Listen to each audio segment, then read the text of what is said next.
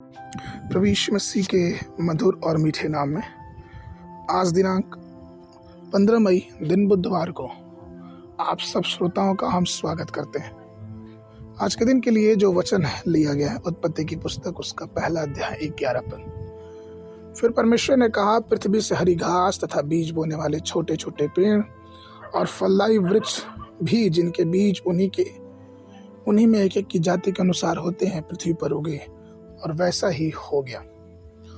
प्रियो, फलों के भीतर बीज होते हैं और हर बीज में जीवन होता है जो नए वृक्षों को जन्म देने की शक्ति रखता है। जैसे फलों के बिना बीज नहीं हो सकता, वैसे ही एक आस्तिक या फिर परमेश्वर पर ना विश्वास करने वाला कभी अपने आत्मिक जीवन में फल नहीं लेके आ सकता। पेड़ फल देता है और ये पेड़ अलग अलग प्रजातियों के होते हैं, अलग अलग तरह के होते हैं, जिनके अंदर से सुगंध या फिर मिठास और हर प्रकार के गुण हम उनके पेड़ों और उनके फलों से पहचान सकते हैं। वैसे ही प्रियो, एक फल देने वाला विश्वासी भी होना चाहिए। उसके जीवन से, उसके चाल चलन से, उसके उठने बैठने से ये सब चीजें पता चलनी चाहिए कि वो परमेश्वर का कैसा और विनम्र दास है या नहीं। फलों और बीजों के बारे में सोचें। एक छोटा सा बीज जब बोया जाता है तो ये नहीं पता है कि वो कितना विशाल वृक्ष बनेगा, लेकिन वो एक बड़ा विशाल वृक्ष बनता है।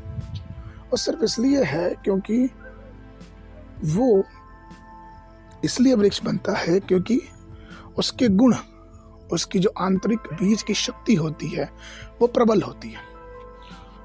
और इसी प्रकार से कई बार ऐसा होता है कि वो मिट्टी में पड़ा हुआ बीज अपनी आंतरिक शक्ति खो देता है और मिट्टी में पड़े पड़े सड़ जाता है। वैसे ही ठीक हम जो परमेश्वर के लोग जब इस संसार में रखे गए हैं, तो ये बहुत जरूरी है अपने जीवन में जानना कि हमारे अंदर जो परमेश्वर ने शक्ति दी है, फिर अपनी आत्मा हमारे अंदर डाली है, क्या वो संसार में पड़े पड़े संसार की मिट्टी से दब के खत्म तो नहीं हो रहा है, या फिर परमेश्वर के लिए वो फल को लेके आ रहा है।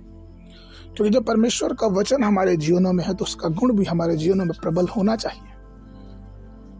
और इसीलिए हम अपने जीवनों में परमेश्वर के बीज को बहुतायत से फलने दें, क्योंकि उसका बीज ही हमारे जीवनों को इतने सामर्थी और शक्तिशाली बनाएगा कि हमारा जीवन एक वृक्ष, एक विशालकाय वृक्ष के साथ, फल के साथ दूसरों के लिए आशीषित होगा।